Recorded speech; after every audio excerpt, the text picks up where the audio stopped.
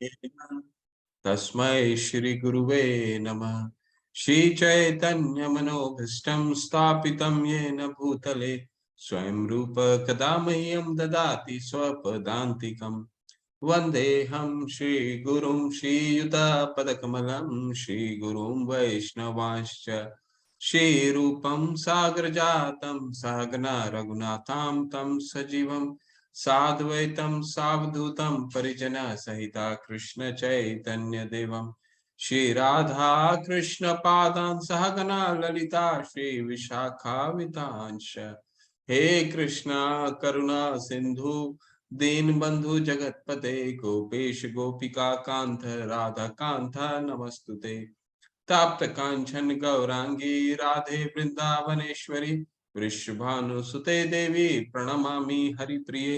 वांछा कल्पतरुभ्यश्च कृपा सिन्धुभ्यैव च पतितानां पावनेभ्यो वैष्णवे भयो नमो नमः। नमो विष्णुपादाय कृष्णपृष्ठाय भूतले श्रीमते भक्ति वेदांत स्वामी ते नामिने। नमस्ते सरस्वते देवे गौरवाणी प्रचारिणे निर्विशेष शून्यवादी पाश्चात्य देशतारिणी। जय श्री कृष्ण चैतन्य प्रभु नित्यानंदा श्री अद्वैत गदाधर शिवासादि गौर भक्त वृंदा। नमो महावदानाय कृष्ण प्रेम पदायते कृष्णाय कृष्ण चैतन्य नामने वरितशे नमः। हरे कृष्णा कृष्णा कृष्णा हरे हरे, हरे राम राम राम हरे हरे। आज स्वागत है 5वें दिन में आपका। आज हम अध्ययन करेंगे कर्म योग।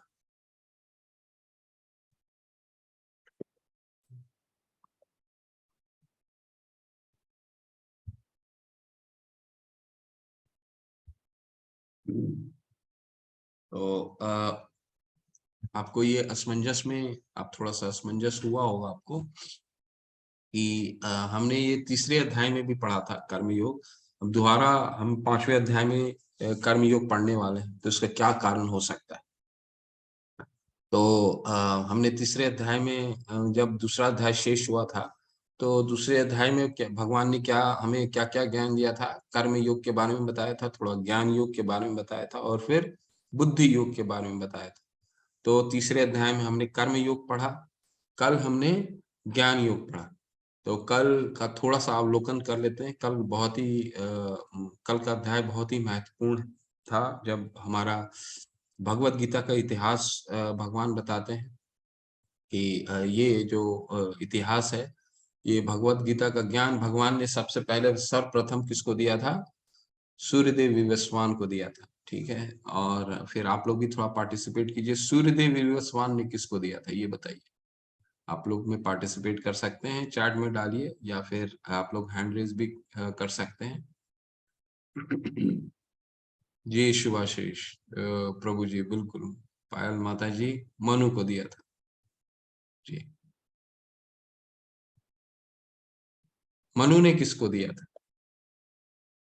विश्वाकु को दिया था जी। तो शिवाशीष प्रभु जी, आपने सही उत्तर दिया। विवस्वान सूर्यदेव से ये सबसे पहला ज्ञान विवस्वान को गया। विवस्वान ने मनु को दिया, और मनु ने इक्ष्वाकु को दिया। संध्या माता जी, आप लोग भी, आपने भी सही उत्तर दिया। तो इक्ष्वाकु को दिया। इक्ष्वाकु कौन थे? इक्ष्वाकु थे रघुवंशी, जो इस धरातल पे गीता को लाने का श्रेय जो है वो इक्ष्वाकु को जाता है। तो इक्ष्वाकु जो थे रघुवंश के अग्रज थे, मतलब वहीं से रघुवंश, जिस वंश में श्री राम, भगवान राम आए थे, उसके।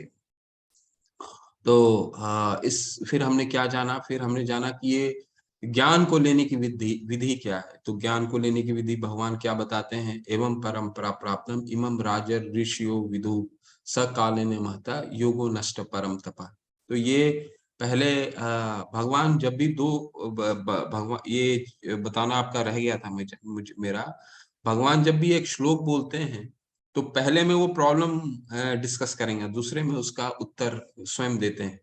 तो दूसरा जो श्लोक है वो बताते हैं, एवं परंपरा प्राप्तम इमं राजर्षयो यो विदु सह कालेने महता योगो नष्ट परम तप। तो ये जो विद्या है ये राज ऋषियों ने एक गुरु परंपरा से ली, ठीक है। फिर लेकिन ये दोबारा अर्जुन को देने की क्या आवश्यकता आन पड़ी? तो भगवान कहते हैं एवं परंपरा प्राप्तम इमं राजर्षयो यो विदु स कालेने महता योगो नष्ट परम तप। पर ये जो योग विद्या थी, योग विद्या जो उन्होंने व्यवस्वान से दिया था वो राज ऋषियों के लिए था। क्योंकि राज ऋषि कौन होते हैं? वो राजा जो ऋषिगण होते हैं, जो अपने जनता को, जो अपने भगवान के उपदेश से भगवान से जनता को भगवान से जोड़ते हैं, अपने प्रजा को भगवान से जोड़ते हैं, ये है होते हैं राज ऋषि। लेकिन ये भगवान कह रहे थे ये ज्ञान ऐसा है कि लुप्त हो गया है लगता है, तो इसीलिए ये ज्ञान दोबारा फिर अर्जुन को देते हैं। अर्जुन को क्यों देखते हैं? तो भक्तो असीमे सखा चेती, यानी भगवान बताते हैं मैं ये ज्ञान अर्जुन तुमको इसलिए दे रहा हूं क्योंकि तुम मेरे भक्त हो और तुम मेरे मित्र हो। फिर अर्जुन क्या करते हैं? फिर अर्जुन हमारा प्रतिनिधित्व करते हुए पूछते हैं कि अरे आपने तो 12 करोड़ साल पहले जब उनको दिया था ज्ञान, तो आप तो मेरे समकालीन अभी स्वयं उपस्थित हैं, तो ये इसको कैसे हम समझें? ऐसा अर्जुन पूछते हैं। तो भगवान बताते हैं कि बहुनी में वही तीतानी, यानी तुम उस समय भी मैं भी हाँ शाश्वत हूँ, तुम भी शाश्वत हो। तुम भी 12 करोड़ साल पहले रहे होगे, मैं भी 12 करोड़ साल पहले था, लेकिन तुम शरीर के साथ तुम्हारी जो स्मृति है वो नहीं रह पाती। मेरा शरीर क्योंकि शाश्वत है, इसलिए मैं मेरा जन्म नहीं होता, इसलिए मुझे हर चीज स्मृति रहती है जो 12 करोड़ साल पहले भी मैंने बोला। लेकिन जीव क्या है? जीव जैसी शरीर बदलता है उसकी स्मृति जो है वो चली जाती है, ठीक है। तो फिर भगवान बताते हैं उनका अवतरण कैसे होता है। तो अजो अपि सन अव्यय आत्मा भूता नाम ईश्वरोपि सम, यानी भगवान कैसे आते हैं? भगवान का अवतार होता है, ठीक है। तो भगवान कोई जन्म नहीं लेते, भगवान प्रकट होते हैं, अजन्मे हैं। और भगवान वृद्ध नहीं होते हैं। तो आपने कोई वृद्ध का भगवान का तस्वीर नहीं देखा होगा। तो क्यों?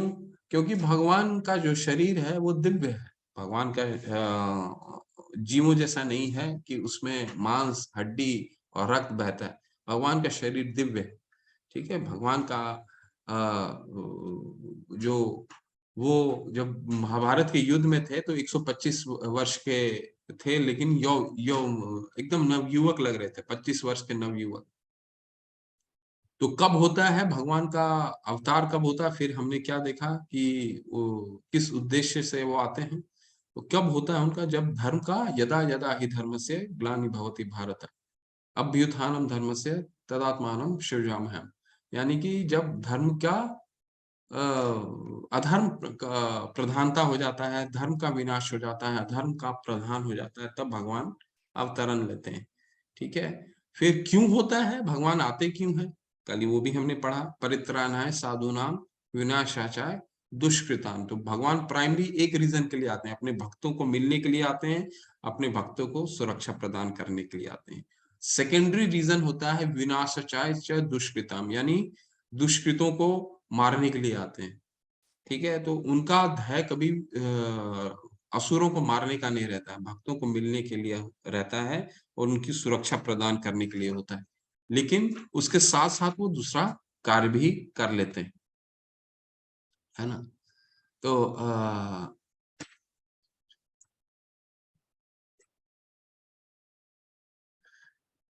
शुभाशीष प्रभु जी, सबसे अंतिम में आपका प्रश्न लेंगे जब सेशन खत्म हो जाता है, ठीक है। तो इसके बाद भगवान के हम ये कार्यकलाप जान देते हैं, क्या आने का क्या उद्देश्य है, क्यों अवतरण होता है, तो इससे क्या लाभ मिलेगा। तो जन्म कर्म च में दिव्यम यो वेति तत्वतः, भगवान बताते हैं कि जो मेरे जन्म और मेरे कर्म को के दिव्य स्वरूप को जान जाएगा, वो दोबारा इस धाम में, इस धरातल पे दोबारा जन्म कर्म च में दिव्यम यो वेति तत्वतः त्यक्त्वा देहं पुनर्जन्म नयति मामिते सो अर्जुना। वो दोबारा इस भौतिक धरातल पे पुनर्जन्म उसका नहीं हो। तो भगवान का जो कार्य है वो दिव्य है, लेकिन असुर क्या समझते हैं, भगवान असुर समझते हैं कि देखिए भगवान के दो कार्य होते हैं, एक लौकिक एक परलौकिक। तो भगवान लौकिक कार्य क्या है, जो धरातल पे आते हैं, जो हम जैसे कार्य करते हैं, खाना खाते हैं, वो भी माँ का हम चोरी करते हैं तो वो भी चोरी करते हैं। तो हम एक असुर है वो क्या देखता है, भगवान का लौकिक रूप देखता है कि अरे भगवान भी चोरी कर रहे हैं, हम भी चोरी करेंगे। भगवान खाना खा रहे हैं, हम भी खाना खाएंगे। वो भी अपने मित्रों के साथ खेल रहे हैं, हम भी अपने मित्रों के साथ खेलते हैं। लेकिन उनका परलौकिक जो कार्यकलाप है, जो जो उनके कर्म है, वो उनको ही नहीं दिखता। जब वो 5 वर्ष के थे तो उन्होंने एक मशरूम के छत्ते की तरह जब उठा लिया था गोवर्धन पर्वत, वो असुर नहीं जान पाते। ठीक है, इसलिए भगवान के दिव्य और के जन्म और कर्म को अगर जो जान जाता है, वो दोबारा इस धरातल पे जन्म नहीं होता। ठीक है, फिर भगवान का आदान प्रदान कैसे होता है भक्तों के साथ या किसी के साथ भी, तो भगवान बताते हैं कि जो जिस प्रकार मेरे मुझे मेरे समकक्ष मेरे मुझे प्रदान करता है, मैं उसी से उसको आदान देता हूँ। यानी यह यथा माम प्रबंधन्ते ततस्तथैव भजाम्य हम। कोई अगर मुझे कंस अगर भगवान को यमराज के रूप में देखता था तो उसे उसी रूप में भगवान ने उसको उसके साथ आदान प्रदान किया। जो अगर भगवान के साथ जो माता का भगवान कभी नहीं बोलते हैं कि मैं भगवान हूँ, है ना। तो अगर पुत्र के रूप में अगर यशोदा माँ उनका उनके साथ पुत्र का उनका भाव था, तो उन्होंने उसी पुत्र का ही प्रेम भगवान यशोदा माँ को दिया। ठीक है, इसके बाद फिर हमने क्या पढ़ा, इसके बाद हमने पढ़ा कर्म कितने तरीके के होते हैं, 3 तरीके के कर्म होते हैं। कौन कौन से होते हैं, कर्म, अकर्म और विकर्म। कर्म और विकर्म और अकर्म। कर्म क्या होता है, वो कार्य जो मनुष्य करता है जो वेदों में वर्णित है। ठीक है, वेदों विधि विधानों के अनुसार जो हम कार्य करते हैं उसको कर्म बोलते हैं। विकर्म क्या हो गया, जो बिल्कुल विपरीत, हम शास्त्रों की अवहेलना करते हुए जो कार्य करते हैं, जो भी काम हम अपने शास्त्रों को विधि विधानों के अनुसार नहीं करते, उसको विकर्म बोलते हैं। और तीसरा कैटेगरी कौन है, तीसरा कैटेगरी बोलते हैं अकर्म। अकर्म क्या है, जो काम पाप और पुण्य से परे हो, जिसका फल नहीं हमें लगता, वो ऐसा कौन सा कर्म हो सकता है, वो एक ही कर्म हो सकता है, जो जो कर्म हम भगवान के लिए कर रहे हैं वही कर्म अकर्म होता है ना। तो 3 तरह के कर्म है, इसको ध्यान रखिएगा। फिर हम अंत में क्या देखते हैं, फिर भगवान बताते हैं कि इस ज्ञान को लेने का क्या तरीका है। इस ज्ञान को लेने का तरीका है कि गुरु के द्वारा। ठीक है, तद्विद्धि प्रणिपातेन परिप्रश्नेन सेवया उपदेशन्ति ते ज्ञानम ज्ञानिना तत्वदर्शिना। इसके लास्ट में फिर भगवान क्या बता देते हैं अर्जुन को, लास्ट में बताते हैं कि तुम अपने ज्ञान रूपी चक्षु से अज्ञान को काट करके युद्ध करो। ठीक है, तो ये परिवेश से फिर 5वां अध्याय हमारा शुरू होता है। 5वां अध्याय क्या है, तो दोबारा कर्म योग है, जो हम तीसरे अध्याय में पढ़े थे। क्यों दोबारा कर्म योग हम पढ़ रहे हैं, तो इस अध्याय को कर्म योग भी बोलते हैं और इस अध्याय को कर्म संन्यास योग भी बोलते हैं। इसमें कुछ कर्म भी है और कुछ ज्ञान भी है।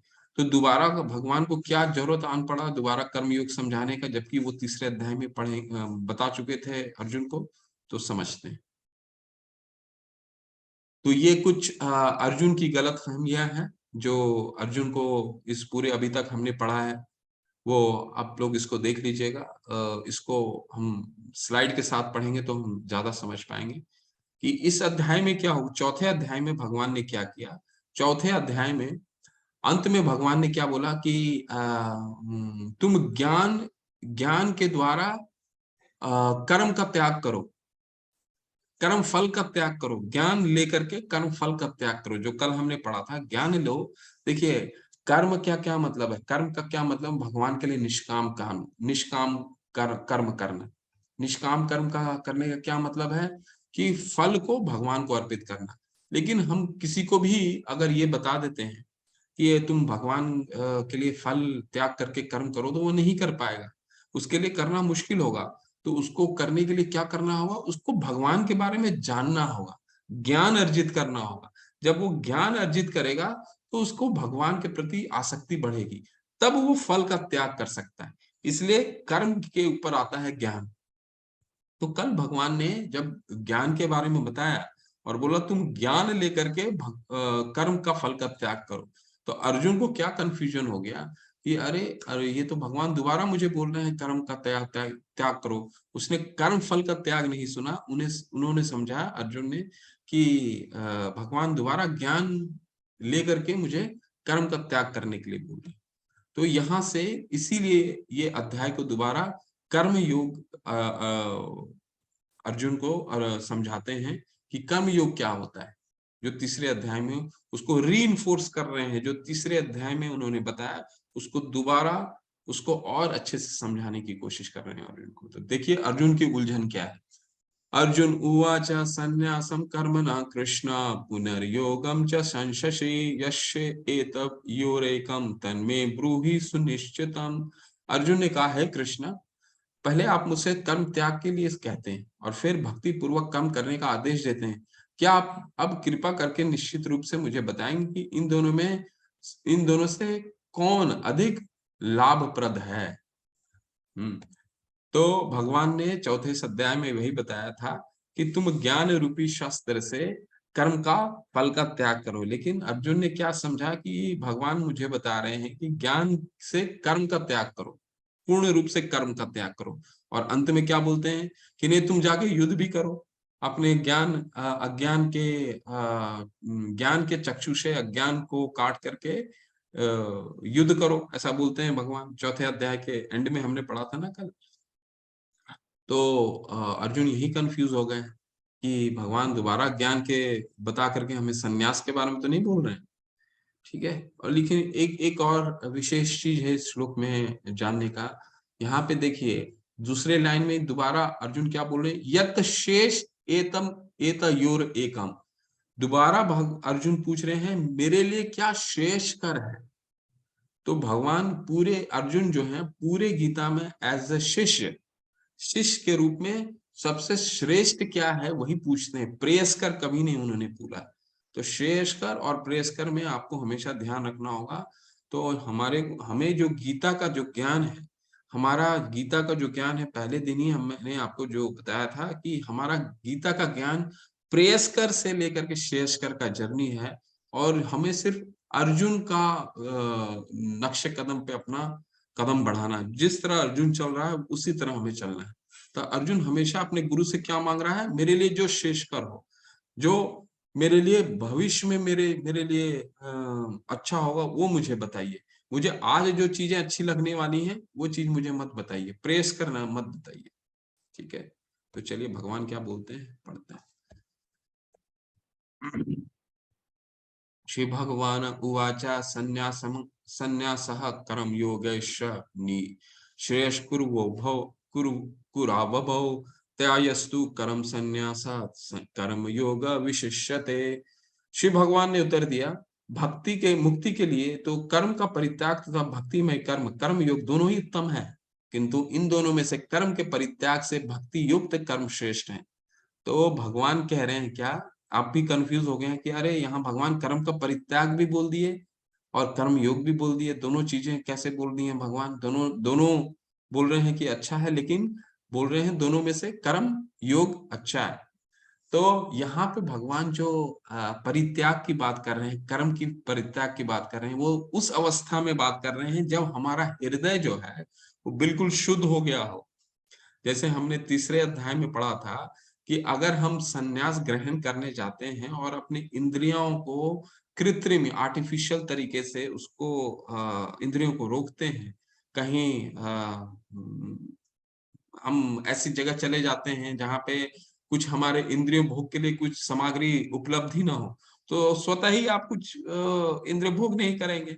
लेकिन जैसे ही उसको इंद्र का भोग प्राप्त होगा, वो दोबारा वो इंद्र के पीछे भोग करने लगेगा। जैसे हमने देखा था कि एक जो स्लाइड अगर आपको याद हो, तब एक जो सन्यासी थे वो धूम्रपान कर रहे थे, तो उसको वैसे लोगों को क्या बोलते हैं भगवान? मिथ्याचारी। तो भगवान यहाँ ये बताने की कोशिश कर रहे हैं कि त्याग फल, कर्म का त्याग तभी श्रेय, दोनों तभी बराबर है जब आपका हृदय शुद्ध हो चुका हो। लेकिन उसमें भी कर्म फल का त्याग, कर्म योग जो है वो श्रेष्ठ है कर्म योग से। ठीक है, तो ये भगवान यहाँ पे निर्णय अपना देते हैं। अब इसी विषय को विस्तार से समझाएंगे, और इसके बाद 19वें अध्याय श्लोक के बाद वो ज्ञान को दोबारा लेके आएंगे। तो इस कथन को दोबारा हम समझने की कोशिश करते हैं। भगवान ने क्या कहा? कर्म संन्यासात कर्म योग विशिष्यते। कर्म संन्यास से, यानी कर्म के परित्याग से, कर्म का कर्म कर्म योग जो है वो बेहतर है। ठीक है, वो श्रेष्ठ है। लेकिन जिसकी कर्म पर परित्याग कब भगवान बोल रहे हैं ठीक है, जब उसका हृदय शुद्ध हो। अब इसका हम एक उदाहरण से समझने की कोशिश करते हैं। हमारे भागवतम में एक कथा आती है राजा निरिग की। राजा निरिग जो थे वो भगवान के बहुत बड़े भक्त होते हैं, बहुत बड़े भगवान के भक्त होते हैं, और बहुत ही दानी पुरुष होते हैं। ठीक है, बहुत ही दानी पुरुष होते हैं। तो एक बार क्या होता है, वो गायों का दान, काफी गाय का दान देते थे, गायों का दान देते थे। तो क्या हुआ, एक ब्राह्मण आया, ब्राह्मण को उन्होंने एक गाय दे दिया। ठीक है, दान में दे दिया। और फिर वो ब्राह्मण जो है कहीं दूर गया, और फिर वही गाय जो उसने उस ब्राह्मण के दिया था, एक और दूसरा ब्राह्मण आया, तो वो गाय फिर उसने दूसरे ब्राह्मण को दे दिया। मतलब दान दिया हुआ गाय दूसरे ब्राह्मण को उसने दे दिया। वो कंफ्यूजन में उन्होंने ऐसा किया। तो जो पहला ब्राह्मण था, जब वो वापस आया, तो वो कह रहा, वो बोला कि ये आपने ये कैसे कर दिया, ये तो गाय आपने हमें दिया था। तो राजा निरग बोलते हैं कि मुझे माफ कर दीजिए, क्षमा कर दीजिए, आप इसके बदले में आपको और सहस्त्र गाय दे देता हूँ। ठीक है, ये मेरी भूल हो गई है, मुझे माफ कर दीजिए। तो ब्राह्मण काफी क्रोधित हो जाते हैं कि नहीं, मैं दिया हुआ, मैं वही, जो आपने दिया था वही मुझे गाय चाहिए। ठीक है, तो जो दूसरा ब्राह्मण होते हैं, उनको भी ये आ जाता है कि गुस्सा आ जाता है कि दूसरे का दिया हुआ गाय उन्होंने मुझे दे दिया। ठीक है, तो और दोनों क्रोधित होकर, दोनों ब्राह्मण बिना दान लिए हुए वहां से चले जाते हैं। तो राजा नृग जब शरीर त्यागते हैं और यमराज के पास पहुंचते हैं, तो यमराज बोलते हैं आपने तो बहुत बड़ा पाप किया, आपने तो ब्राह्मण को क्रोधित किया, उनको असंतुष्ट किया, तो वो तो श्राप आपको लेना पड़ेगा। तब जब श्राप उनको, और क्योंकि वो भगवान के भक्त भी बहुत बड़े थे, तो उन्होंने फिर यमराज ने उनसे पूछा कि आपको कौन सा क्या चाहिए, आपको पहले आप इसका पाप भोगना चाहते हैं या इसका पुण्य भोगना चाहते हैं, आप भक्ति का। तो उन्होंने बोला कि जो ब्राह्मण का क्रोध है, पाप, वो मैं पहले भोगना चाहता हूँ। तो भगवान ने फिर उनका जो है वो जन्म जो है एक बहुत बड़े बड़े छिपकली रूप में हुआ। और ये छिपकली जब बाल लीला कर रहे थे, जब अपने मित्रों के साथ खेल रहे थे भगवान, तो इनके मित्र जो थे वो एक कुएं में, उनका जब कुएं के पास गए इनके मित्र, तो उन्होंने एक अजीबोगरीब चीज देखा, वो छिपकली को।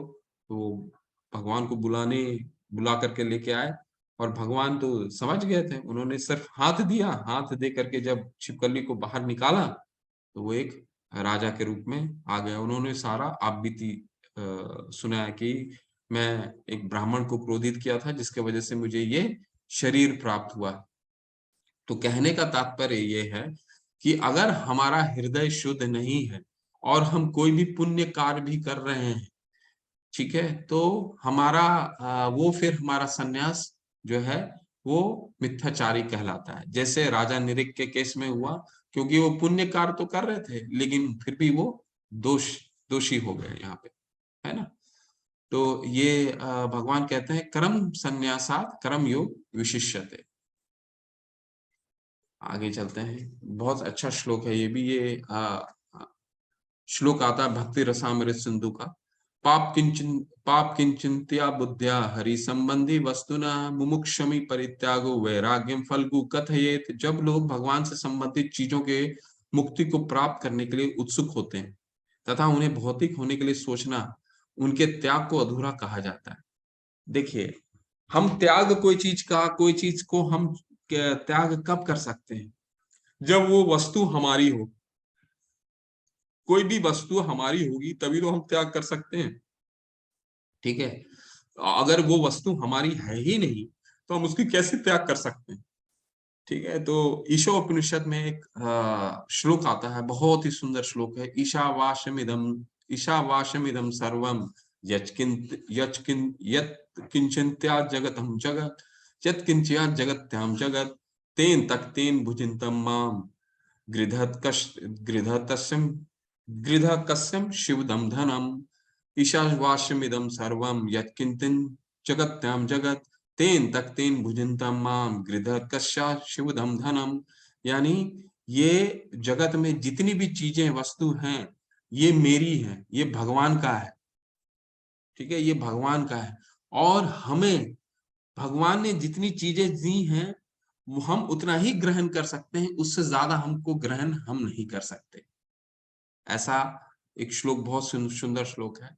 तो ये तो मान लीजिए एक उदाहरण के रूप में, हाँ, हम एक रेंटेड हाउस में रहते हैं, रेंटेड घर में रहते हैं, भाड़े के घर में रहते हैं।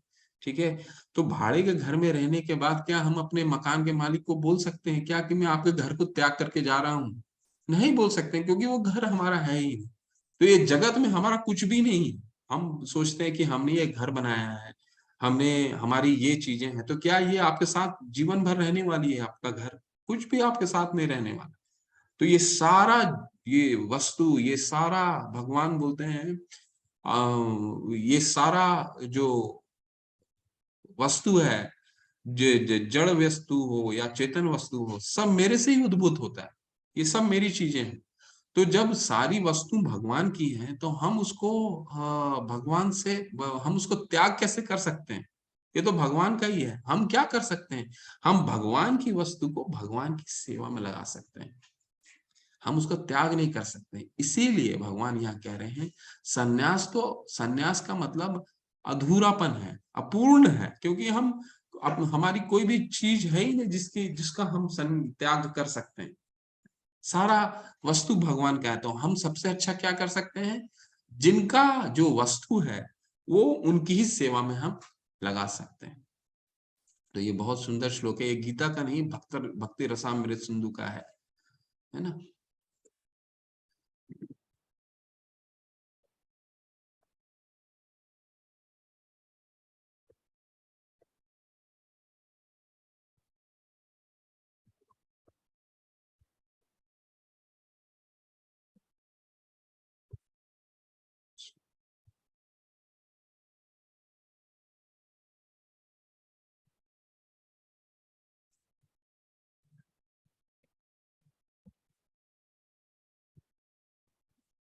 चलिए आगे बढ़ते हैं, थोड़ा कंप्यूटर आज मेरा प्रॉब्लम कर रहा है। गे स नित्य सन्यासी यो न द्वेष्टि न कांक्षति निर्द्वंदो ही महाबाहु सुख बंधन बंधात प्रमुच्यते। जो पुरुष न तो कर्म फलों से घृणा करता है और न कर्म फल की इच्छा करता है, वह नित्य सन्यासी जाना जाता है। हे महाबाहु अर्जुन, ऐसा मनुष्य समस्त द्वंद्वों से रहित होकर भव बंधन को पार कर पूर्णतया मुक्त हो जाता है। तो जो भगवान यहाँ क्या कह रहे हैं अभी, आप जो पुरुष ना तो कर्म फलों से घृणा करता है और ना कर्म फल की इच्छा करता है, ऐसा कौन व्यक्ति हो सकता है? ऐसा एक ही व्यक्ति हो सकता है जो सारी वस्तु को भगवान की सेवा में लगा रहा है। वो समझ गया है, ऐसा मनुष्य ये समझ गया है कि मेरा यहाँ पे कुछ भी नहीं है, सारा वस्तु है। ईशावास्यम इदम सर्वम यत् जगत्याम यत् किंचन जगत्याम जगत तेन तक तेन भुजंतम माम तस्म शिवदम।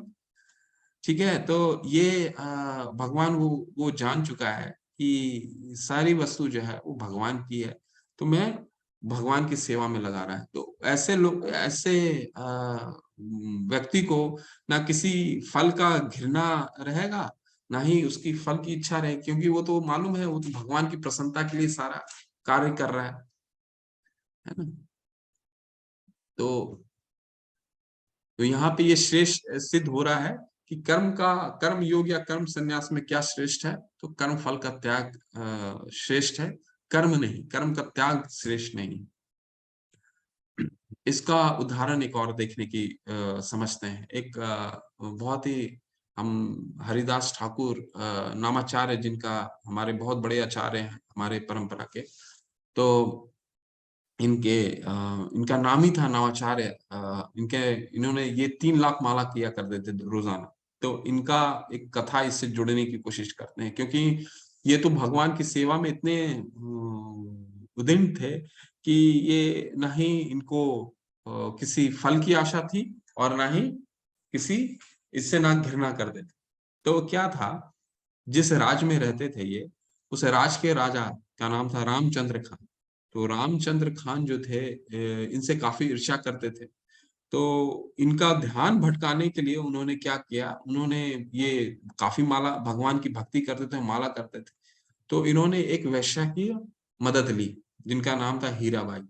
तो उन्होंने कहा कि जाओ तुम इसका इसका जो तपस्या है, भगवान के प्रति जो प्रेम है, इस प्रेम को तुम भंग करो। तो हीराबाई जाती हैं हरिदास ठाकुर जी के पास, नवाचार्य हरिदास के पास। तो वो कहते हैं कि अपनी काफी उनको रिझाने की कोशिश करती हैं।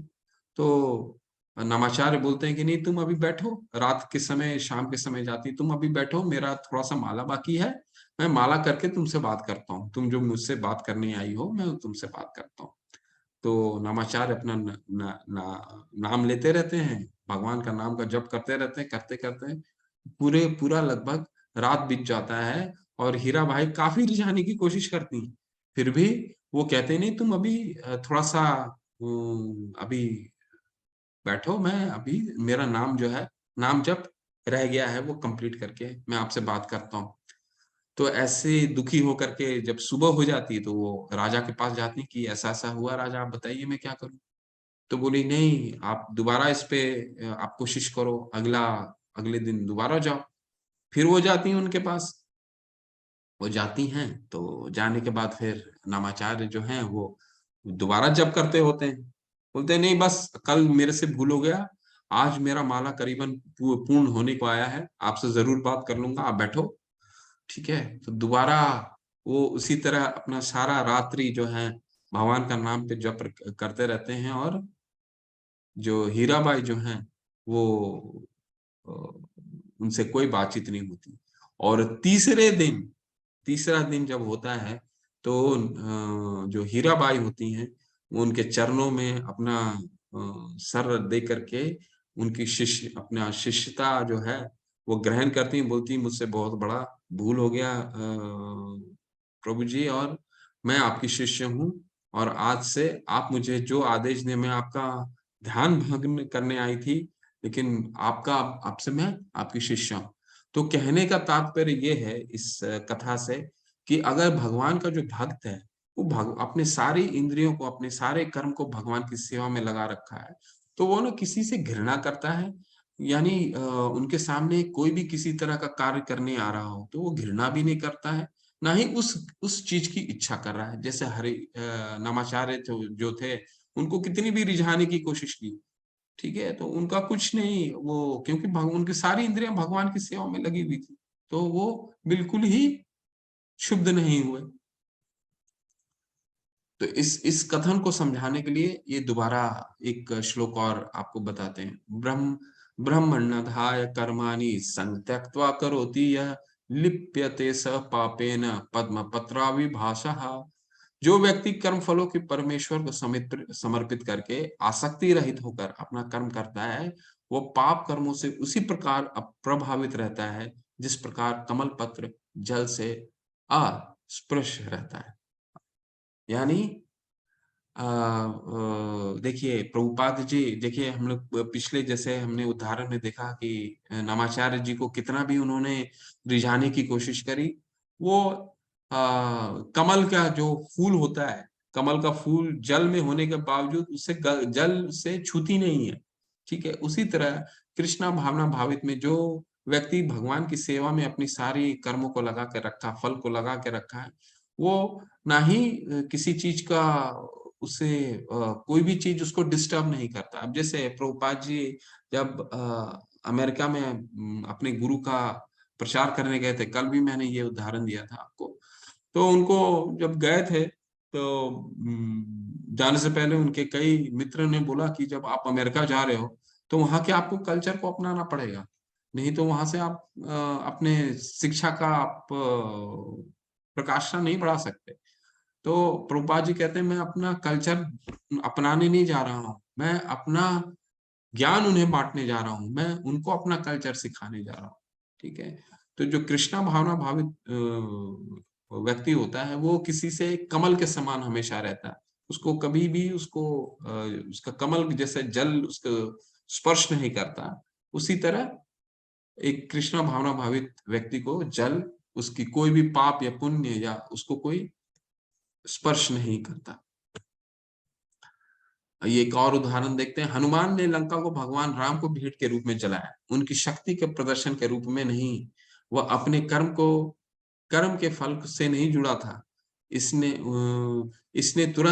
उन्हें तुरंत प्रभु की अगली सेवा में शामिल होने के लिए सक्षम किया, क्योंकि उनके हर सांस प्रभु की सेवा के लिए थी।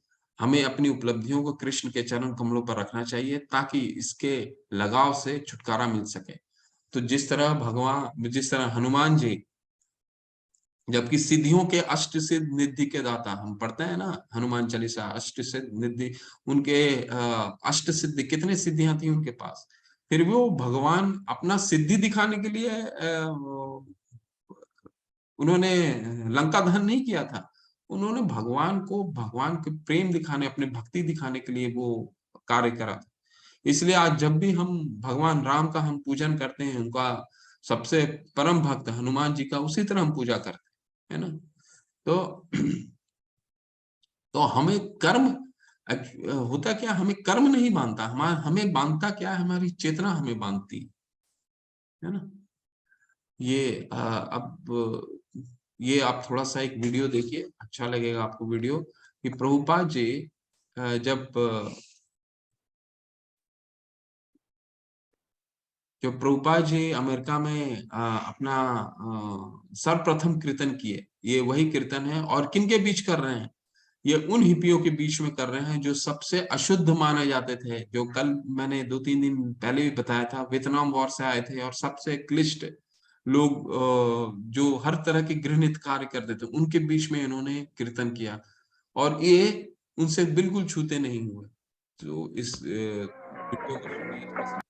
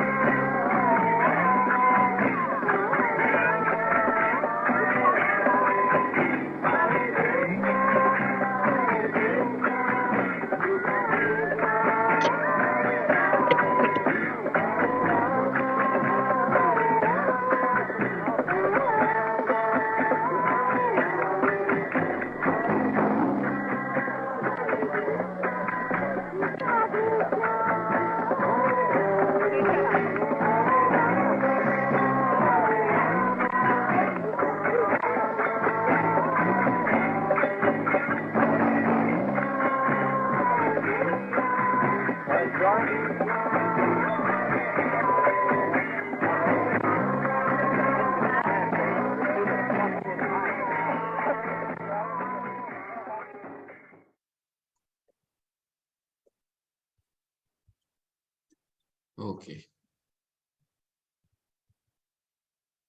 तो उन्होंने हिप्पी को क्या किया, हिप्पी को हैप्पी बनाया।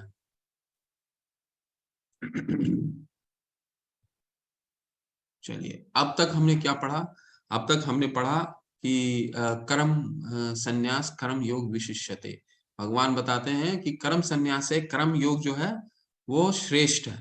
अब तक हमने कर्म का ज्ञान, कर्म के बारे में जाना, कैसे कर्म करना है, हमें कर्म भगवान का भक्त कैसे कर्म करता है, उसी तरह कर्म करता है जिस तरह एक कमल जो है वो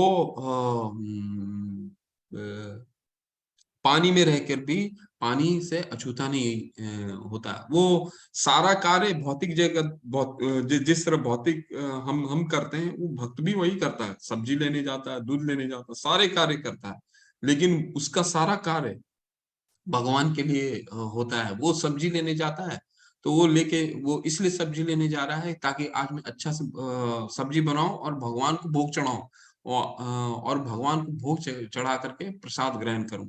ठीक है, तो ये फर्क होता है एक भक्त में और हम में।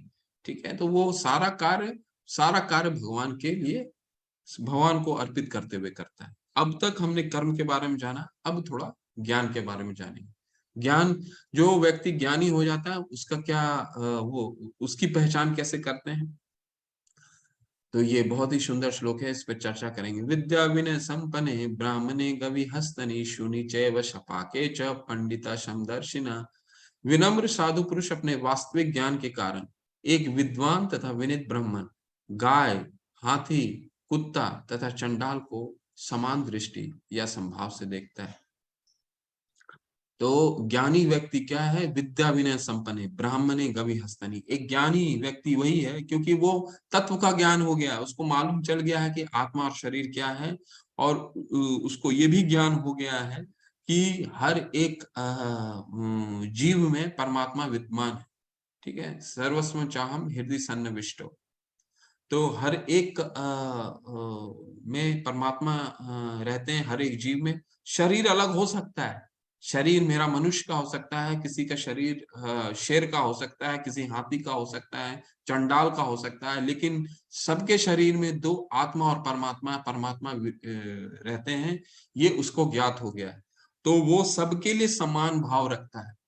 ठीक है, तो कहने का क्या तात्पर्य हुआ? क्या हम जाकर के फिर शेर के पास शेर को खाना खिलाने लग जाए? नहीं। या फिर हाथी के पास जाकर के उसको खाना खिलाने लग जाए? नहीं, ये कहने का तात्पर्य नहीं है।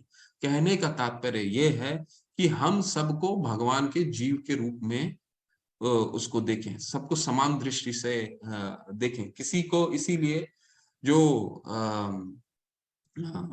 पशुवध है इसलिए निषेध है, क्योंकि ये सारे जो जीव हैं, ये सारे जीव, जो ज्ञानी पुरुष हो जाता है उसको पता चल जाता है कि सारा जो जीव है वो जो है वो अ, भगवान के उसमें भगवान परमात्मा विराजमान है ना, तो उसको सबको समान रूप से वो देखता है। ठीक है, तो ये एक ज्ञानी पुरुष का लक्षण है।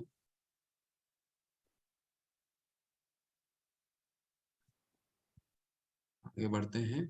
यह दुनिया निश्चित रूप से एक बेहतर जगह होगी यदि सभी का साथ मिल सके। एक विचार, इस विचारधारा को सार्वभौमिक भाईचारा कहा जाता है, लेकिन यह कहीं भी व्यवहार में नहीं दिखा गया। कारण यह है कि एक सामान्य सार्वभौमिक मार्गदर्शक पिता को स्वीकार करने, एक सार्वभौमिक सार्वभौमिक भाईचारा एक दूर का सपना है। तो भगवान यहाँ क्या कह रहे हैं? प्रभुपाद जी यहाँ क्या कह रहे हैं? अभी पिछले श्लोक में भगवान ने क्या कहा? ज्ञानी पुरुष का क्या लक्षण है?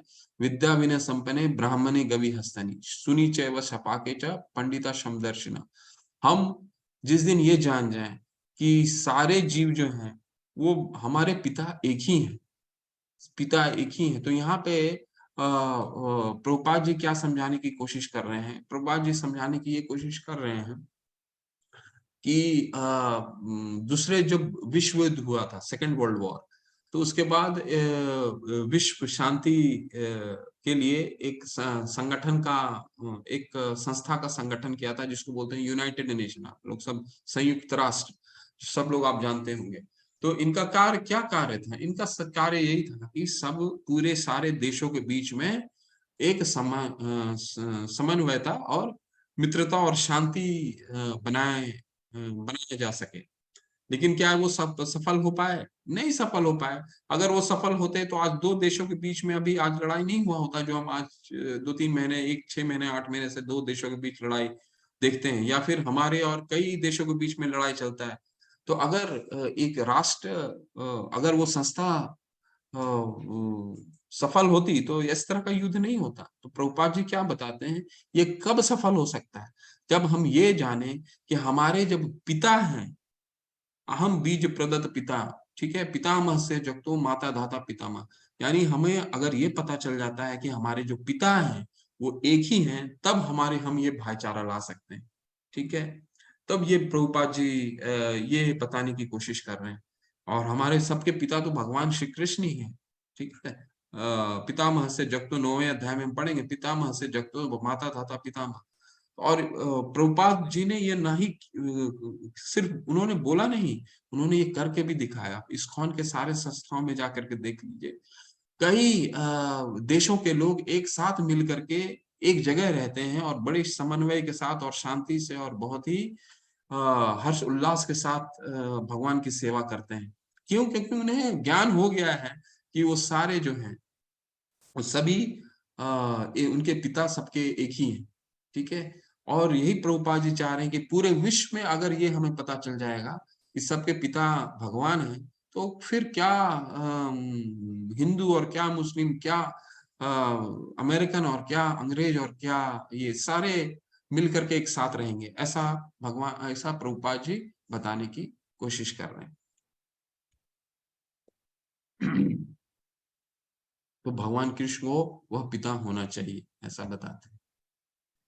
ये बहुत ही सुंदर श्लोक है, इस पे कुछ चर्चा करेंगे। ये ही संस्पर्शजा भोगा दुख योना एवते आदंतवंत कौन्तेय न तेषु रमते बुधा।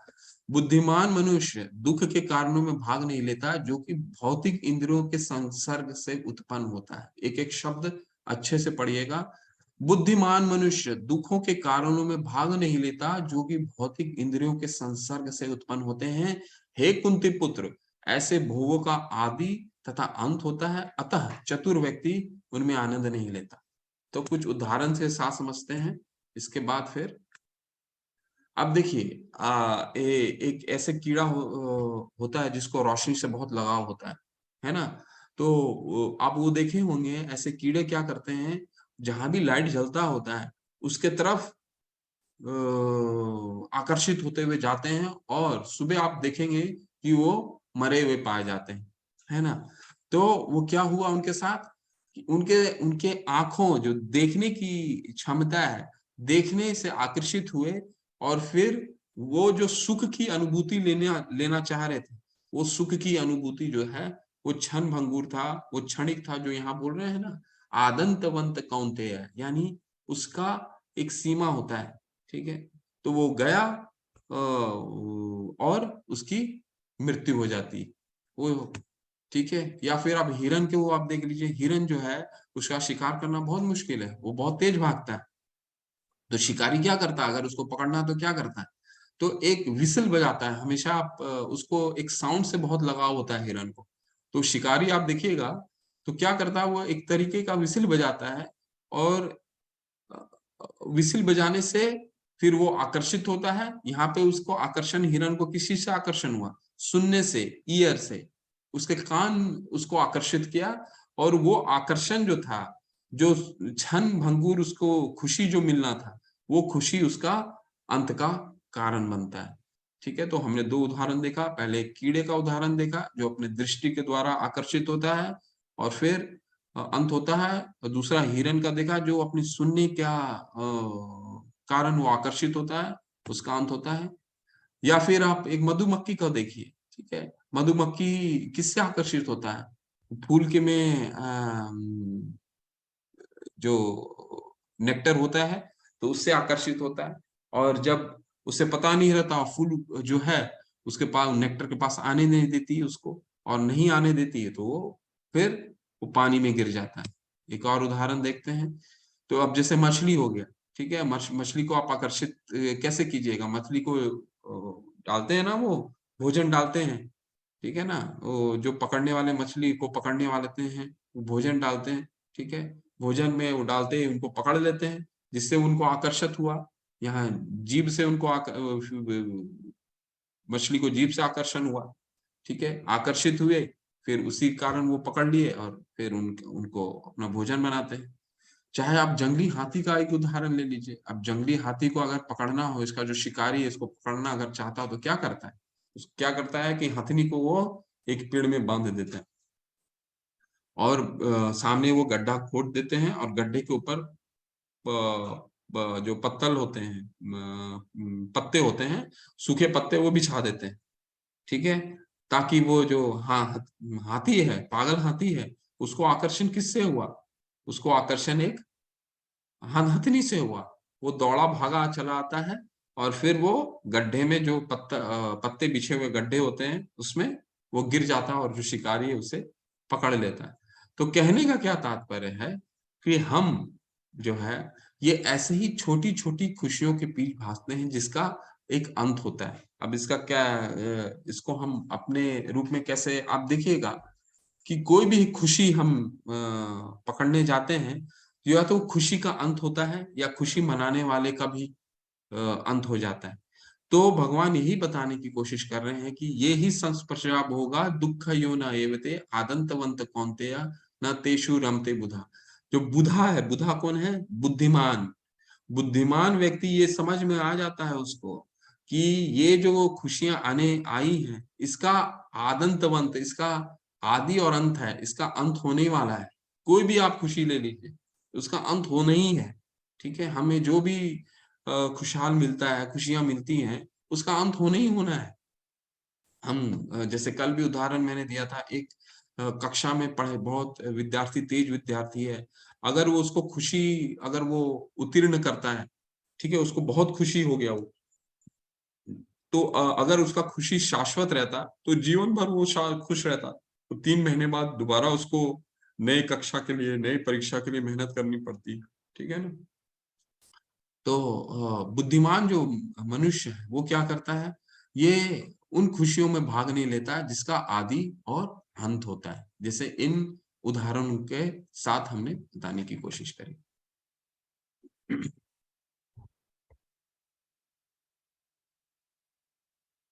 तो ये सबसे अंतिम श्लोक है, आज छोटा अध्याय है और बहुत ही सुंदर श्लोक है, क्योंकि ये अध्याय काफी छोटा है, पर ये अध्याय बहुत ही महत्वपूर्ण, इसमें संदेश बहुत महत्वपूर्ण है। और ये जो श्लोक है, ये शांति सूत्र बोला जाता है। शांति सूत्र का क्या मतलब हुआ? अगर ये हम इस श्लोक को हम अच्छे से समझ लिए, तो इसमें 3 विषय बताए गए हैं जो हमें शांति देते हैं, इसीलिए इसको शांति सूत्र भी बोला गया है। तो वो क्या है? 3 चीजें: भोक्ताराम यक्तप्साम सर्वलोक महेश्वरम सुहृदय सर्वभूतानाम ज्ञात्वा माम शांति मृच्छति। मुझे समस्त यज्ञों तथा तपस्याओं का परम भोक्ता, समस्त लोकों तथा देवताओं का परमेश्वर एवं समस्त जीवों का उपकारी एवं हितैषी जानकर मेरे भावना मृत से पूर्ण पुरुष भौतिक दुखों से शांति लाभ करता है। तो दुखों से भगवान बताते हैं कैसे लाभ, शांति लाभ प्राप्त करेगा। सबसे पहला, भोक्ताराम, यानी मैं, भगवान भोक्ताराम है। भगवान सभी चीजों के भोक्ता हैं, ठीक है? हम भोक्ता नहीं है। जैसे हम अपने आप को स्वामी मान लेते हैं, हमने ये कार्य करा है, ये हमारा है, ठीक है? तो लेकिन हमारा ये नहीं, क्योंकि ये वस्तु तो कोई कोई भी चीज हमारी नहीं है यहाँ पे, ठीक है? जैसे मैंने आपको बताया था आगे भी, ईशावास्यमिदं सर्वम, ये सारा भगवान का है। अगर हम ये भगवान का चीज समझ करके इसको ग्रहण करते हैं, तो वहीं पर क्या होगा, वहीं पर हम उस वस्तु से आसक्ति हमारी खत्म हो जाएगी। हम ये मान लिए ये हमारी चीज ही नहीं है, ये घर ही हमारा नहीं है, हम तो रेंटेड हैं। ये शरीर ही हमारा नहीं, हम तो रेंटेड हैं। ये घर ही हमारा नहीं है, हम रेंटेड हैं। तो इसको त्यागने का हमारे को, इसके प्रति हमारी आसक्ति तो होगी नहीं। तो अगर हम ये मान लेते हैं कि हमारा जो भी भोग, जिस चीज के भोग करना चाहते हैं, उसके स्वामी हम नहीं है, उसके स्वामी भगवान है, तो हम स्वतः ही शांत हो जाएंगे। हम अशांत क्यों होते हैं? क्योंकि हम किसी पे प्रभुत्व जताना चाहते हैं, हम किसी पे स्वामित्व जताना चाहते हैं, ये मेरा है, ये मेरा, ये जमीन मेरा है, ये चीज मेरी है, ये मेरा है, ठीक है? और ये जब हमें नहीं मिलता है, तब हम अशांत हो जाते हैं, ठीक है? तो हम शांत कब होंगे? जब हमें ये पता चल जाएगा कि ये चीज मेरा है ही नहीं। तो वो किसका है? भगवान का। क्यों? भगवान यहाँ स्वयं बोल रहे हैं, भोक्ता राम, ठीक है, यज्ञ तपसाम, ठीक है, मैं सभी यज्ञों और तपस्याओं का भोगता हूँ, यज्ञ यानी मतलब कर्म, जितने भी कर्म हमने किए, हम परीक्षा दे रहे हैं, परीक्षा में उत्तीर्ण हुए, तो भी देखिए कोई भी कर्म होता है, कोई भी हम कार्य करते हैं, उसके 5 कारण होते हैं, कोई कार्य के, हम 18वें अध्याय में पढ़ेंगे, ठीक है। उसमें से पांचों कारण, 5 जो कारण होते हैं, अभी समझाएंगे तो आपको समझ नहीं आएगा। लेकिन अगर हम अपने आप को कारण, क्योंकि हम क्या करते हैं कि मान ली हमने एक परीक्षा दिया और परीक्षा में हम सफल हुए, असफल हुए, तो उसके हम अपने आप को ही उसका कारण बताते हैं। सफलता भी हुए तो अरे हमने बहुत मेहनत करी, असफल हुए तो भी हमें लगता है कि हमने हमारे में कुछ कमी रह गई। लेकिन अगर हम ये मान करके परीक्षा दें कि नहीं, ये तो भगवान का आशीर्वाद है, भगवान हमें अगर सफलता दिए तो भी भगवान ने हमें आशीर्वाद दिया है, क्योंकि परमात्मा का मोहर, 5 कारण हम 18वें अध्याय में पढ़ेंगे कि कार्य के 5 कारण होते हैं, या सफलता या असफलता, 5 कारण होते हैं, जिसमें परमात्मा जो है सबसे प्रमुख है। और भी 4 कारण होते हैं जो, जिसमें हम जो है 1 या 2 ही कारण है, बाकी हम कारण ही नहीं होते। तो जब तक परमात्मा का मोहर नहीं लगेगा, तब तक हम वो कार्य, और परमात्मा का तो मोहर हर कार्य में लगता है, तो हमें समझने की आवश्यकता है कि हमें क्या करना है, हमको किस तरह लेना है उसको। अगर हम असफल भी हुए तो हमें कैसे लेना है, सफल भी हुए तो उसको भगवान को अर्पित करना है, ये भगवान के कारण हुआ, ठीक है। तो ये हम समझ जाएंगे कि भगवान ही भोगता है, नंबर 1। नंबर 2 आता है सर्वलोक महेश्वर। हमें ये समझना होगा भगवान ही महेश्वर है। महेश्वर का क्या मतलब हुआ, महा ईश्वर, यानी सभी देवी देवताओं के परम भगवान सबसे परम है। हमें ये ज्ञान हो जाना चाहिए कि हम भगवान ही है, तो सर्वे सर्वा है। और सबसे अंत में क्या बोल रहे हैं, सुहृदय सर्वभूता नाम। तो तीसरा क्या कारण है दे रहे हैं, मैं सबका, मैं हितकारी, समस्त जीव का उपकारी और हितैषी हूँ, ठीक है।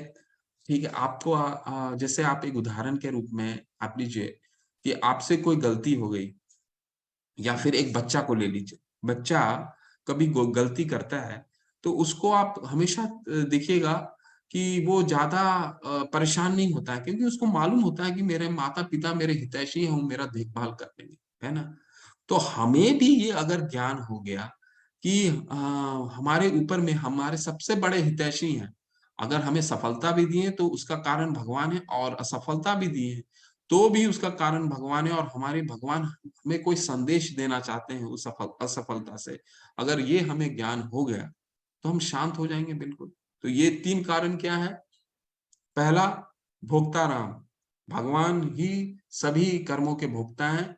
दूसरा, भगवान ईश्वर है, ईश्वर नहीं है भगवान, महा ईश्वर है, महेश्वर है, ठीक है, सभी देवी देवताओं के ईश्वर हैं भगवान। और तीसरा, वो सुहृदय सर्वभूतानां, हाँ भगवान हम सब, हमारे सबसे बड़े हितैषी, हमारे इनसे बड़ा हितैषी कोई नहीं, ठीक है। ये 3 हमें, ये 3 चीजों का अगर हम ज्ञान हो जाता है तो हम स्वतः ही शांत हो जाते हैं, है ना। हमें लग जाता है कि सारे हमारे ऊपर तो भगवान तो हमें देख ही रहे हैं, हम हमारे जो भी हम पा रहे हो भगवान की वजह से ही पा रहे हैं, ठीक है। तो ये श्लोक बहुत ही महत्वपूर्ण श्लोक था।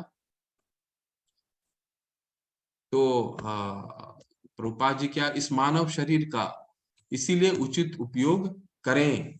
सोनी के ईंट एक मूल्यवान है, और इसे कागज के वजन के रूप में उपयोग करने से बेहतर है उद्देश्य, बेहतर उद्देश्यों के उद्देश्यों के लिए उपयोग किया जा सकता है। इसी प्रकार बहुमूल्य मानव जीवन का उपयोग सांसारिक अर्थ भोग के बजाय वास्तविक वास्तविक सुख प्राप्त करने के लिए किया जाना चाहिए। इस मानव शरीर का उचित उपयोग करें। तो देखिए, ईंट है, भगवान बता रहे हैं ईंट, सोने का जो पत्थर, सोने का एक ईंट ले लीजिए, उसको आप क्या कर सकते हैं, उसको पेपर वेट भी यूज कर सकते हैं। तो क्या हम पेपर वेट में एक सोने की ईंट को पेपर का यूज करेंगे, नहीं कर सकते। क्यों, क्योंकि वो मूल्यवान है। तो हमारा जो एक शरीर मिला है वो कितना मूल्यवान है, 84 लाख योनि के बाद मिला है। आहार निद्रा भय मैथुन, कल भी मैंने एक प्रभु को बताया था, आहार निद्रा भय मैथुनम च समन्यम एतत् पशु भी नारनम। तो हमारा जो ये जो चार चार चीजें हैं, पाया जाता है, आहार, खाना, नींद, सोना, भय, डिफेंस करना, और मैथुन मतलब बच्चे करना। ये चार चीज हम में भी पाए जाते हैं। समन्वयम एतत् पशु भी नारणम, हम में भी पाए जाते हैं और पशु में भी पाए जाते हैं। लेकिन हम दोनों में क्या चीजें अभिन्न है? धर्मो ही तेषम अधिक विशेषो। धर्म, धर्म क्या है? भगवान की सेवा।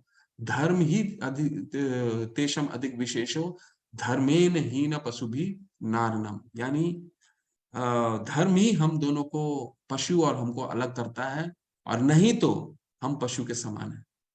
ठीक है, तो हम ये हम पे डिपेंड करता है कि हम सोने के ईंट को किस तरह यूज करें, एक पेपर वेट की यूज करें कि या उसको मूल्य समझ करके उसको यूज करें। और सिर्फ ये जो शरीर हमें मिला है, इन सिर्फ चार चीजों के लिए नहीं मिला है। आहार, निद्रा, भय, मैथुनम च, इससे ऊपर की चीजों के लिए मिला है, जिज्ञासा करने के लिए हमें मिला है।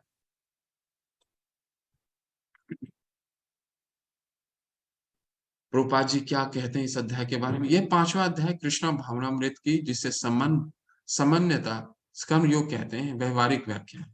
व्यवहारिक व्याख्या मतलब प्रैक्टिकल है। कितना प्रैक्टिकल उन्होंने व्यवहार दिया, बताइए। कि वो कह रहे हैं शांति, अगर हमें ये पता चल गया कि सारे हमारी सफलताओं और असफलताओं के श्रेय जो है भगवान है, तो हम शांत हो जाएंगे ना, बिल्कुल शांत हो जाएंगे। कि हम अशांत क्यों होते हैं? क्योंकि हम सब अपने आप को कारण मानते हैं ना। हम ही हमने ये हमारा चीज है, ये हमारा जमीन है, हमारी सफलता है, ये हमारी असफलता है। जो जो भी प्रॉब्लम, जो भी कष्ट हमें जीवन में आते हैं, यही कारण के कारण आते हैं, इसी रीजन से आता है। यहाँ पर यह प्रश्न का उत्तर दिया गया है कि कर्म योग से मुक्ति किस तरह प्राप्त होती है। कृष्ण भावनामृत में कार्य करने का अर्थ है भगवान के पूर्ण ज्ञान के साथ कर्म करना। ऐसा कर्म दिव्य ज्ञान से भिन्न नहीं होता। प्रत्यक्ष कृष्ण भावनामृत भक्ति योग है, और ज्ञान योग वह पथ है जिससे भक्ति योग प्राप्त किया जाता है। कृष्ण भावनामृत का अर्थ है परमेश्वर के साथ अपने संबंधों का पूर्ण ज्ञान प्राप्त करके कर्म करना, और इस चेतना को पूर्णता का अर्थ है कृष्ण या श्री भगवान की पूर्ण ज्ञान। शुद्ध जीव भगवान के अंश रूप में ईश्वर का शाश्वत दास है। वह माया पर प्रभुत्व जताने की इच्छा से ही माया के संपर्क में आता है, और यही उसकी कष्टों का मूल कारण है। तो हम क्यों कष्टों का मूल कारण है? क्योंकि हम समझने लग जाते हैं कि हम ही मालिक हैं। मालिक तो हम हैं ही नहीं, है ना। हम क्या, हमारा क्या है? हमारा स्टेचर क्या है? हम दास हैं, किसके? भगवान के। वह माया माया पर प्रभुत्व, जब तक वह पदार्थ के संपर्क में रहता है, उस भौतिक आवश्यकताओं के लिए कर्म करना पड़ता है। किंतु कृष्ण भावनामृत उसे पदार्थ की परिधि में स्थित होते हुए भी आध्यात्मिक जीवन में ले आता है। क्योंकि भौतिक जगत में भक्ति का अभ्यास करने पर जीव का दिव्य स्वरूप पुनः प्रकट हो जाता है। तो जीव का पुनः स्वरूप कब प्रकट होता है? जब हम ये जान जाएंगे कि हम जो है, वो आत्मा है, और हमारा शाश्वत कार्य क्या है? भगवान की सेवा। तो हम पूर्ण पूर्ण रूप से हम आनंदित हो जाएंगे अगर ये हमें ज्ञान हो जाता है। हरे कृष्णा। इसके साथ ही ये अध्याय समाप्त होता है। इसका हरे कृष्णा। आप सबका बहुत बहुत धन्यवाद।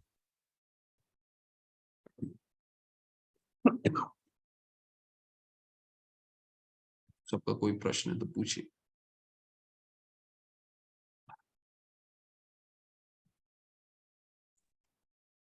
जी शुभाशीष प्रभु जी, पूछिए। हरे कृष्णा, पूछिए। पूछिए, आप अनम्यूट हो गए हैं प्रभु, पूछिए।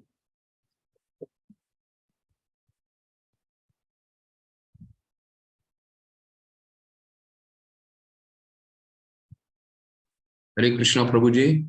शिवाशीष मुखर्जी प्रभु जी, पूछिए।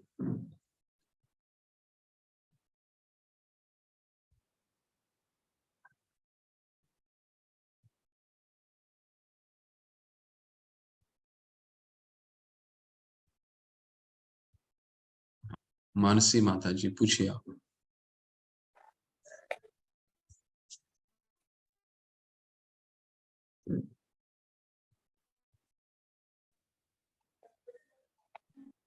हरे कृष्ण मानसी प्रभु जी, माता। मुझे ये पूछना था कि सकाम कर्म कौन से होते हैं? सकाम कर्म, सकाम कर्म वो कर्म होते हैं जो हम विधि विधानों का, कल मैंने आपको 3 तरह के कर्म बताए, कर्म, विकर्म और अकर्म।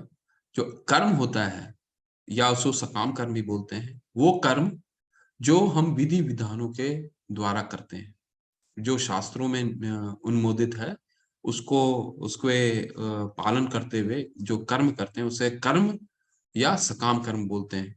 जो कर्म शास्त्रों के विरुद्ध करते हैं, अवहेलना करते हुए करते हैं, उसे विकर्म बोलते हैं। और जो कर्म हम पाप और पुण्य से परे भगवान की सेवा के लिए करते हैं, उसे अकर्म बोलते हैं। माता जी।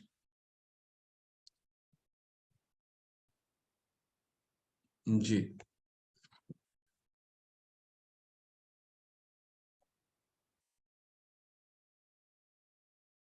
जी, शिवाशीष प्रभु जी, पूछिए पूछिए, प्रश्न पूछिए। आपको अनम्यूट दोबारा करता हूँ, अनम्यूट कीजिए।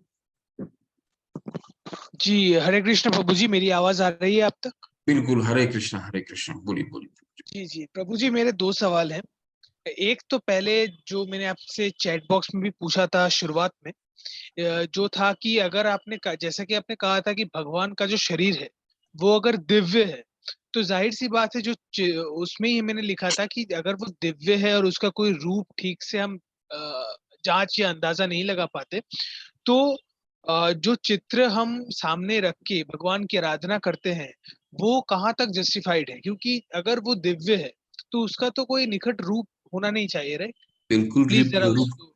शिवाशीष प्रभु जी, हमारी चक्षु जो है, हम उस चक्षु से देख नहीं पाते। ब्रह्मा जी ने बहुत भगवान का रूप का बहुत अच्छा वर्णन किया है, उनका धाम का बहुत अच्छा वर्णन किया है।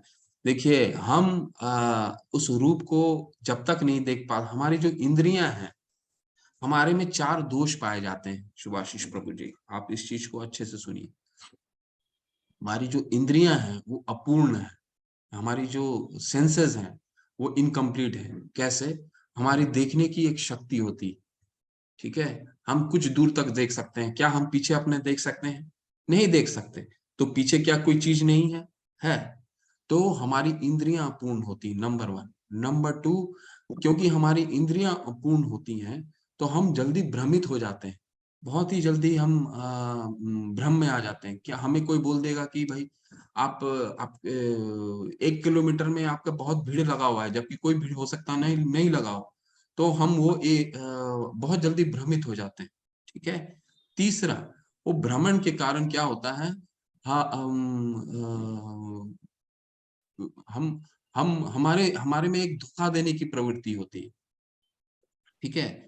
तो इसके कारण क्या है, हम इन दोषों के कारण भगवान के रूप को समझ नहीं पाते। भगवान के रूप, भगवान जो अर्च विग्रह जो हम देखते हैं, ठीक है ना, जो अर्च विग्रह है, वो भगवान उस रूप में हमसे मिलने आते हैं।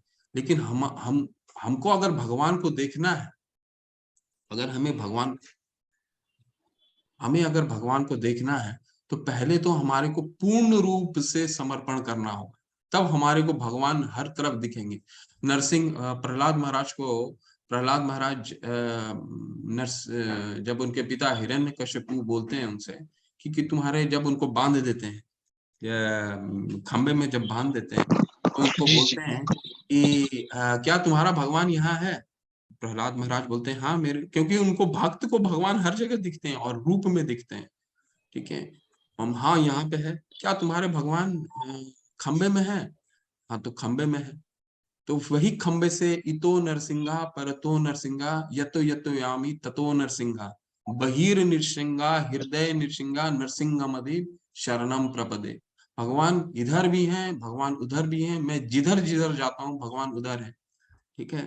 तो भगवान हर जगह है, बस हमारी दृष्टि इतनी इनकम्प्लीट है, हम इतने दूषित हैं कि हम भगवान को देख नहीं सकते। भगवान का रूप भी है, क्योंकि भगवान का रूप दिव्य है। दिव्य का क्या मतलब होता है कि हमारा जो शरीर है और हमारी आत्मा और हमारे शरीर में अंतर है, भगवान में वो कोई अंतर नहीं, इसलिए वो दिव्य है। उनका शरीर दिव्य है। जो क्योंकि भगवान तो प्रकट होते हैं ना, ठीक है, तो भगवान का शरीर दिव्य है, कभी अंत नहीं होता भगवान। तो उसकी हमारी दृष्टि होनी चाहिए। उसको समझने का हमारा, जब तक हम समर्पण पूर्ण रूप से समर्पित नहीं होंगे भगवान को, वो दृष्टि हम में आ नहीं सकता। जी शुक्रिया प्रभु जी। ये एक था, और दूसरा सवाल ये था जो 5वें अध्याय के 22वें श्लोक में आपने कहा था कि खुशी अंत होता है। ये कोई बुद्ध, जिसमें बुद्धिमान व्यक्ति है, वो समझ लेता है कि हर खुशी का, जो टेम्पररी खुशी जिसे हम कहते हैं, उसका अंत होता है। अगर इसी चीज में हर बुद्धिमान व्यक्ति और बुद्धिमान व्यक्ति की परिचय यही हो कि उसे पता हो कि एक खुशी है, उसका जल्दी अंत होने वाला है, तो उसमें ज्यादा मतभेद ना हो, तो एक इंसान जैसे हम मनुष्य जिंदगी में कैसे सुखी रह सकता है? क्योंकि अगर हमें पता हो कि एक खुशी आने वाली है, उसका पहले से ही हमें पता हो कि जल्दी अंत हो जाएगा, तो जाहिर सी बात है हम उसमें ज्यादा खुशी नहीं मिल सकती हमें। और अगर खुशी ज्यादा नहीं मिल सकती, हम अपने जीवन में एक हमेशा एक माइंड में हमारे डिस्ट्रेस रहेगा, तो उसको जरा। मैं आपको आपके क्वेश्चन को ऐसा रीमोल्ड करता हूं और ये समझने का कोशिश करता हूं आपके प्रश्न से कि अगर हमें ये मालूम है कि हमारा खुशी का अंत होने वाला है, तो हम उस खुशी के लिए प्रयासरत ही ना हो, ऐसा आप पूछना चाह रहे हैं? आप जी जी, ऐसा मैं यही पूछना चाह रहा हूँ कि अगर हमें पता हो कि ये खुशी मुझे मुझे मिलने वाली है और जल्दी इस चीज का अंत हो जाएगा, तो जाहिर सी बात है अगर वही मेरे बुद्धि का परिचय है, तो जाहिर सी बात है अगर मुझे पता हो कि जल्दी से ही ये अंत होने वाला है, तो इतना खुशी में नहीं हो पाऊंगा, जाहिर सी बात है। तो तो इसीलिए मैं पूछ। जी जी, आपका प्रश्न मैं समझ गया।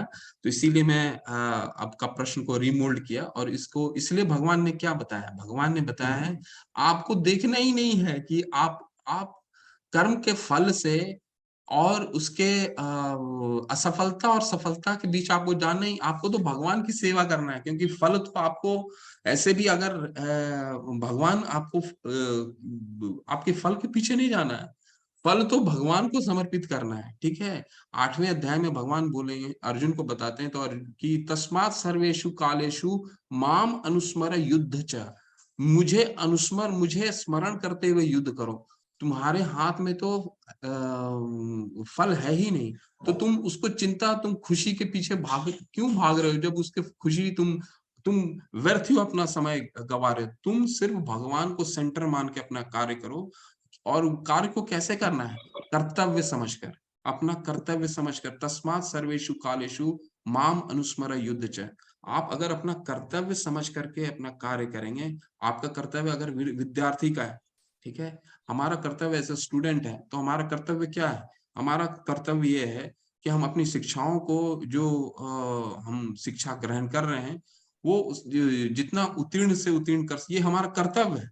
लेकिन उस कर्तव्य के पीछे आसक्त नहीं होना है, ये भगवान बता रहे हैं, क्योंकि सफलता और असफलता आपके हाथ में नहीं। तो क्या करना है, हमें उसे समर्पित करना है भगवान को, लेकिन अपना कर्तव्य का निर्वहन करते रहना है। ठीक है, आपको उस, क्योंकि आप उसके भोगी नहीं है सफलता। और जैसे आप बोलना चाह रहे हैं कि मैं इंजॉयर क्यों नहीं हूं, क्योंकि आपकी तो वो चीज ही नहीं है।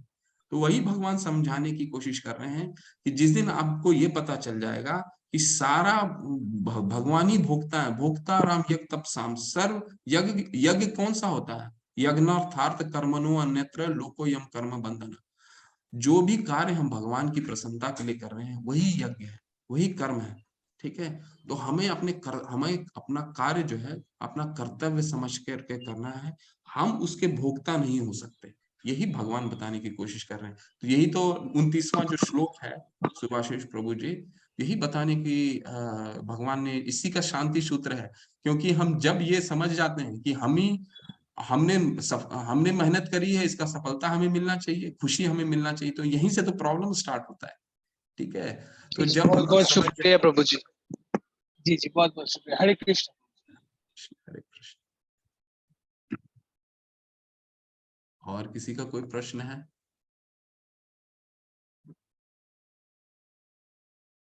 संध्या माता जी पूछ रही है, हरे कृष्णा प्रभु जी, पूजा और भक्ति में क्या अंतर है? पूजा और भक्ति में भगवान ने क्या बोला है, 9वें अध्याय में जाएंगे, भगवान ने बताया है कि 4 विधि है। मन मना मेरे में चिंतन करो, ठीक है। पूजा और भक्ति में एक ही फर्क है। पूजा जो शब्द है वो भगवान के लिए भजते यूज होता है। भजते, भजते मतलब जो भक्ति पूर्वक सेवा। जब हमारा भाव जो है, पूजा हम करते हैं, कभी कभी क्या होता है, पूजा में हम किसी उद्देश्य से पूजा करते हैं, ठीक है।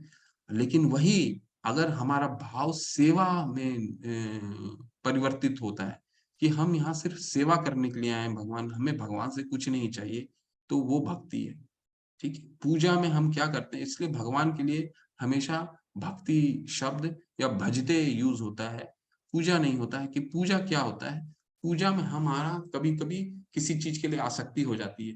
हमने किसी चीज, कोई चीज हम अपने लिए मांगने लग जाते हैं, हमें ये अच्छा, मेरे लिए ये कर दीजिए भगवान, मेरे लिए वो कर दीजिए भगवान, मैं ये कर दूंगा भगवान, मैं ये कर दूंगा।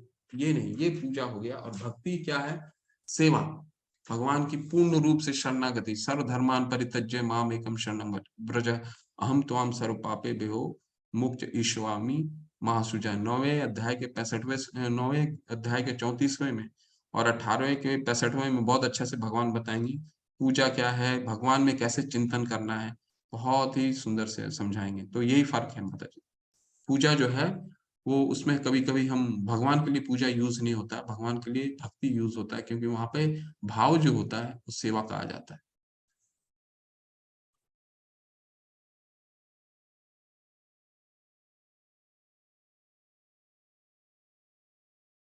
आकाश प्रभु जी पूछ रहे हैं, प्रभु जी फिर हर कोई आ, भगवान को फल समर्पित नहीं कर सकता, पर जो कर सकता है वो भगवान के नाम पर होने वाले छलावे से कैसे बच सकता है।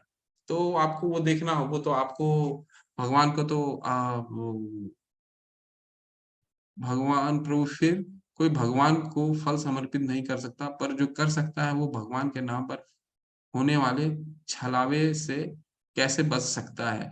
तो जो मैं आपका प्रश्न समझ पा रहा हूँ प्रभु जी, ये आकाश प्रभु जी, अगर मैं नहीं समझ पाया तो आपको अनम्यूट करके आप पूछ सकते हैं।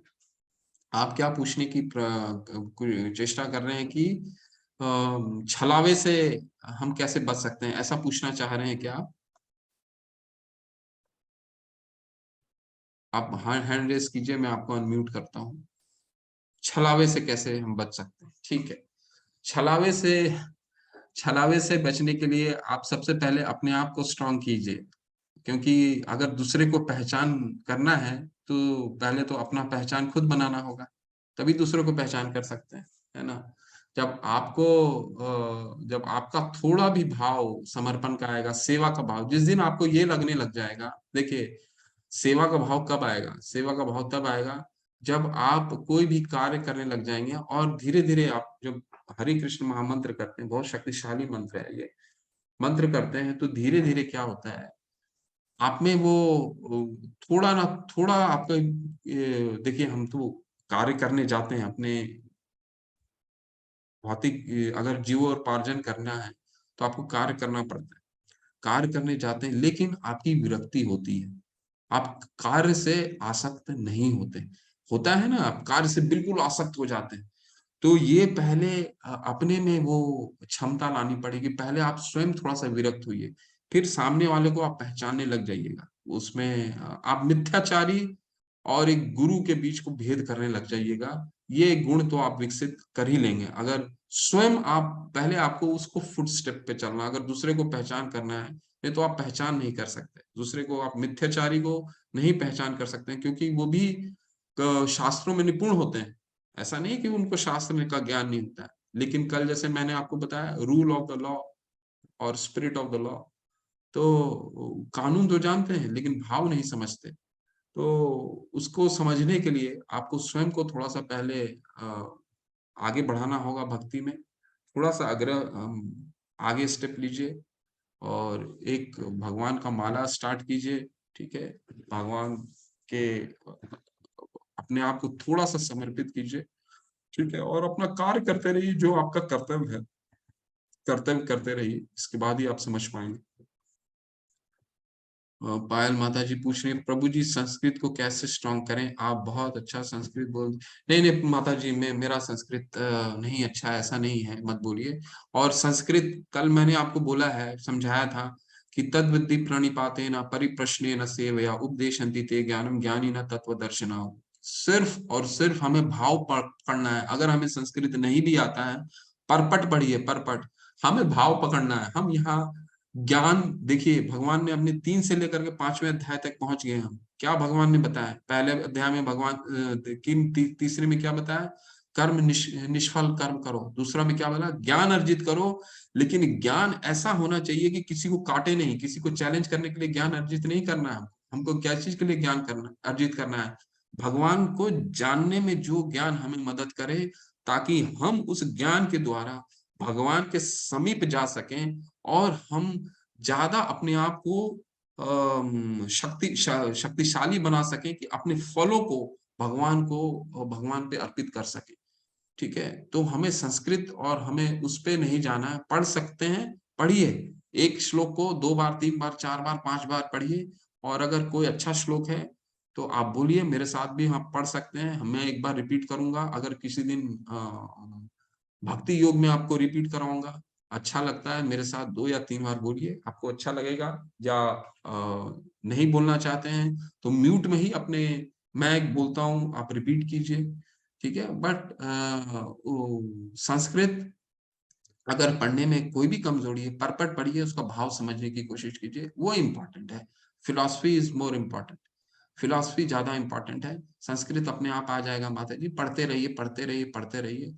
और कोई भी अगर आपको इच्छा है किसी समय साथ में पढ़ने की, आप साथ में भी मेरे पढ़ सकते हैं। मैं एक श्लोक को 2 या 3 बार, क्योंकि 1 घंटे का समय होता है, 1 घंटे का समय पर्याप्त नहीं होता है। कई चीजें मुझे शॉर्ट करनी पड़ती है, ठीक है, तो पर्याप्त नहीं होता है। तो मेरे साथ भी आप कोई कोई अच्छा श्लोक है तो बोल सकते हैं। मैं 2 बार रिपीट करूंगा, स्लो रिपीट करूंगा, तो आप बोल सकते हैं।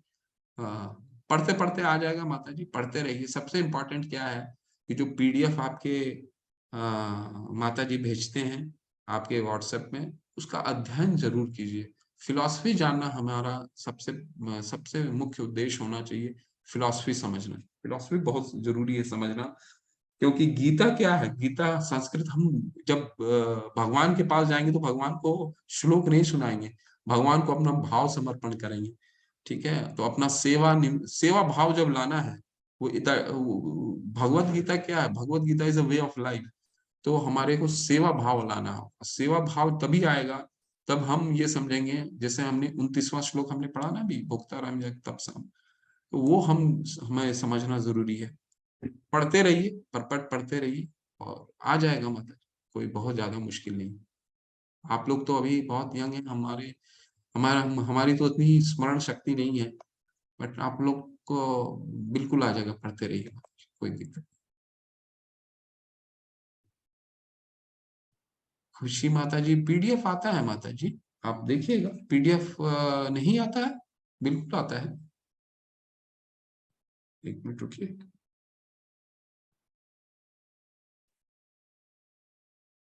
नहीं नहीं आता है माता जी, देखिए आज आया है, कनक माता जी का आया, आता है, बिल्कुल आता है। आप उस व्हाट्सएप को, ग्रुप को फॉलो कीजिए, ग्रुप को फॉलो कीजिए माता जी प्लीज। ग्रुप में सारे कंटेंट्स आते होंगे, और नहीं आएगा तो माता जी अगले दिन भेज देते हैं, ठीक है ना। तो इसको पढ़िए, थोड़ा क्विज को अटेम्प्ट कीजिए। पढ़ के अगर आप लोग आएंगे तो अगले दिन समझने में, अध्याय को समझने में और अच्छा लगेगा। ग्रुप का क्या नाम है? अच्छा, ग्रुप का नाम है मार्च 6 हिंदी यूथ 7 PM।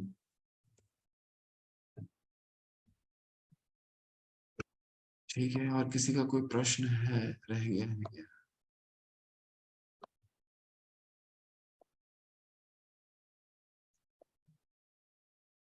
जी, ठीक है, तो फिर चलते हैं। किसी का अगर कोई प्रश्न नहीं है तो आज यही अध्याय समापन करते हैं। वांछा कल्पतरुभ्यश्च कृपा सिन्धुभ्य एव च पतितानां पावनेभ्यो वैष्णवेभ्यो नमो नमः। हरे कृष्णा कृष्णा कृष्णा हरे हरे, हरे राम राम राम हरे हरे।